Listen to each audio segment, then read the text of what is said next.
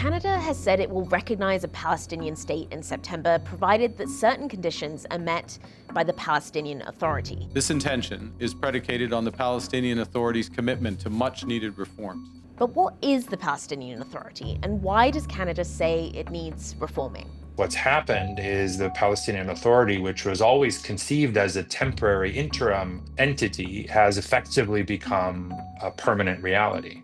To be clear, a mix of authorities govern Palestinians living in the Gaza Strip and the West Bank. The Palestinian Authority, or PA, is a governing body that currently has limited administrative and security control over parts of the occupied West Bank. Meanwhile, Gaza is governed by Hamas. A split we'll explain later. Today, the PA suffers from low support amongst Palestinians, and there have been many accusations of corruption. Now, the PA itself is not a political party, but has generally been dominated by the political party Fatah. The PA looks like a government of an independent state. I mean, there is a prime minister, there is a president, there is a cabinet, there are ministries that have vast portfolios and budgets, as well as civil service. But its powers are limited and subject to serious Israeli control. The PA was initially created out of the 1993 Oslo Accords that were mediated by US President Bill Clinton and signed by Israeli Prime Minister Yitzhak Rabin and Palestinian leader Yasser Arafat.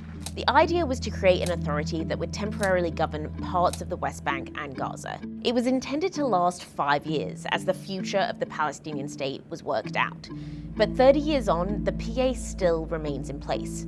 And so do these zones, which divide the West Bank. Area A, designated as full Palestinian security and civil control. Area B, designated as Palestinian civil control but with some security from Israel. While Area C, more than 60% of the West Bank, remains under full Israeli military control. Jurisdiction of these three areas were to be transferred to the Palestinian Authority over time, something which has never happened. And many Palestinians hoped the accords would address the spread of Israeli settlements, but those have only increased. The Palestinians were given some very limited municipal role. So they could collect the garbage, they had a police force, but they could only do that inside a few isolated cities and some other more rural areas inside the West Bank. But they were not given actual sovereignty or control over the borders of the West Bank. They couldn't decide what comes in, what goes out. With limited power and no clear path towards a two-state solution, years of tensions continued, including a violent uprising, the Second Intifada. Then in 2004, Palestinian leader and president of the PA, Yasser Arafat, died. And this marks Mahmoud Abbas's rise to power. The following year, Abbas was elected to replace Arafat as president of the PA. And he also took over the Palestinian Liberation Organization, or the PLO, an umbrella group representing various Palestinian political factions. Both the PLO and the PA had historically been dominated by the Fatah party. Fatah was the incumbent, right? It was seen pretty much as a bit of a corrupt incumbent. There were a lot of people who had held power for a while, for as long as Palestinians remembered. In 2006, Fatah's rival Hamas won legislative elections while Abbas retained the presidency, leading to a power struggle.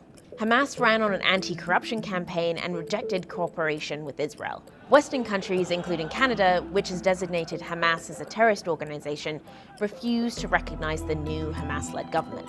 That government created by Hamas was boycotted by the international community, and that led to a civil war and the split between the West Bank and Gaza Strip that we have seen ever since. So eventually, as the outcome of that fighting, Hamas ends up governing the Gaza Strip, while Fatah keeps control of the Palestinian Authority and governs in the West Bank. Legislative elections have not been held since.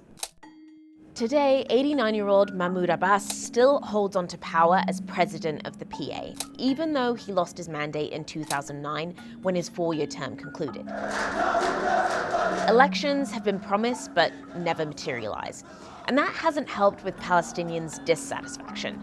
Opinion polls consistently show Abbas to be widely unpopular. Recent polling from May of this year showed that 81% of Palestinians want him to resign. Around 80%, give or take, of Palestinians believe that the Palestinian Authority is corrupt. Part of this is maybe just public perception, but a lot of it is also grounded in fact. Whether it is misuse of funds, whether it is the kind of inexplicable enrichment of senior PA figures and their families, but also much of it relates into the way that the Palestinian Authority is run. Now, the PA is also accused of many allegations of human rights abuses. In 2018, a Human Rights Watch report said the PA security forces were routinely arresting and torturing critics and political opponents. Then, in 2021, the death of a political activist and Fatah critic, Nizar Banat, while in PA custody, sparked massive protests. And then there's the PA's relationship with Israel, which has been heavily intertwined politically and economically. What would you say is the relationship between the PA and Israel right now? The PA relies on security coordination with the Israeli military for its own survival. There's intelligence sharing, there are occasionally joint operations, but it's a kind of love-hate relationship because they need that security coordination to ensure their own survival, but it is so deeply hated by Palestinians that it has turned the PA into what many Palestinians see as a collaborationist regime with the occupation. In recent years, violence against Palestinians in the West Bank has reached unprecedented levels, according to the UN and multiple human rights organizations. A report from the UN's Office for the Coordination of Humanitarian Affairs said in the first half of 2025, there was an average of 4 settler attacks against Palestinians every single day.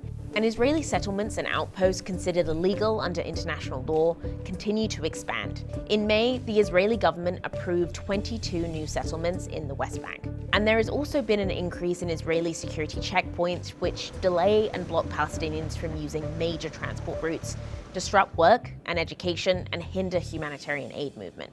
All of which, analysts say, points to the PA's limited authority in the West Bank.